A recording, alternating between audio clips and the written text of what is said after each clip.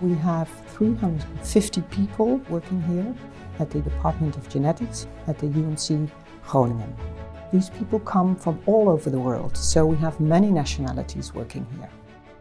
This department covers the broad spectrum of what is necessary to do future genetic research on a very advanced level. We have so much knowledge. We have everything in the lab available. We have a really unique bioinformatic team.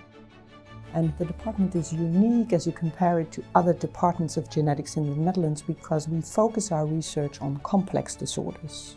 And the clinical implementation in the end is very important. Of course, we have many collaborations as a big department. One that is very important is LifeLines. LifeLines is a prospective follow-up cohort study started in 2006.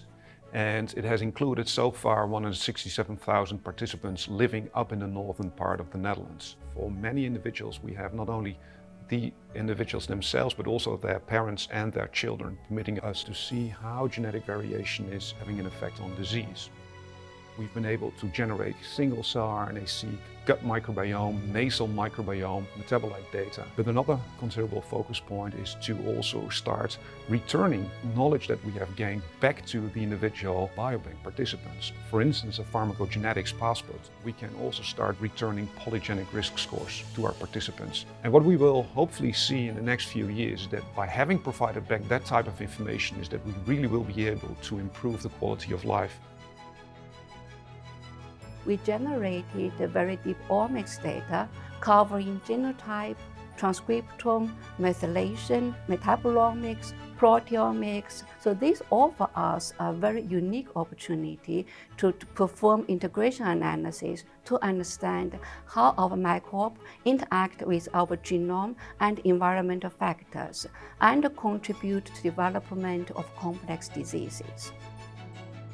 One thing that we are focusing on is the development of the LifeLines next cohort. This is the cohort of parent-baby trios, where we are interested how the gut ecosystem is being shaped during the first year of life. What is the role of bacteria? What is the role of viruses? How are they linked with conditions of the baby's health, both in the short term, during the first year of life, but also in the long-term perspectives later in life. What's very important is that we now have been able to build an organ on a chip. In this case, it's a gut on a chip because we are much interested in diseases of the gut. And they will also allow us in future to test therapies for these diseases. As a research group, we initiated our research by studying gut on a chip in the context of celiac disease. Amazingly, these cells seem to organize themselves in a structure that looks biologically very representative of what in vivo is really going on. And we can either transplant the entire immune system of the small intestine or sorted immune cell types that we know are very relevant to disease. For lung diseases, you can apply similar methods to study interaction between immune cells and epithelial layers. We have clinical related research. You can think of research on rare diseases, for instance, like rare chromosomal disorders, but also cardiogenetic abnormalities. We now use whole genome sequencing and whole exome sequencing in the neonatal intensive care unit, and we also do that for prenatal cases. In Groningen, clinical genetics is a liaison between the clinic and the lab. We do have a very important role in genetic counseling in the prenatal setting. We come in for genetic counseling about the QF-PCR, SNP array and exome sequencing. We start to counsel our patients within a day. The lab is going very fast in generating the data, and in the end we can give parents within 10 days the data so they can make their decisions. In only 35% of the cases we don't find an underlying diagnosis and the patients have to decide only on the ultrasound. And we did some research and we found out that in about 1/3 of the cases our patients do decide to continue the pregnancy or not based on our exome data.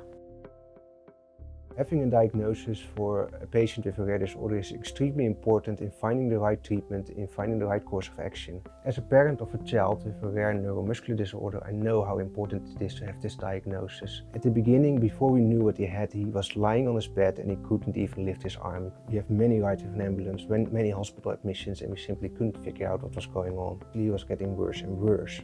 Whole genome sequencing in the end was able to find the positive mutation. We were able to start a proper treatment, and within hours he was able to lift and wave his arm around. Now we're a few years ahead and he's actually able to walk around and he's a happy and playful child. For me, this has driven me even further in trying to find the cause for many more of these patients. So my most recent work was a tool that's called GADO. And there we use public RNA sequencing data. We integrate this into one big model, and this allowed us to predict for many genes which phenotypic consequences might be associated to this. We were actually able to solve more patients than we could normally do in our routine diagnostic procedures. In future, we want this possibility of genetic diagnosis for all of the patients in our hospital. That every specialist in the hospital uses genetic diagnosis in their daily care. And this is a project what we call mainstreaming. It will be very difficult to find any other group in the Netherlands that has so many different disciplines in one department. And that is something that is really special about our environment.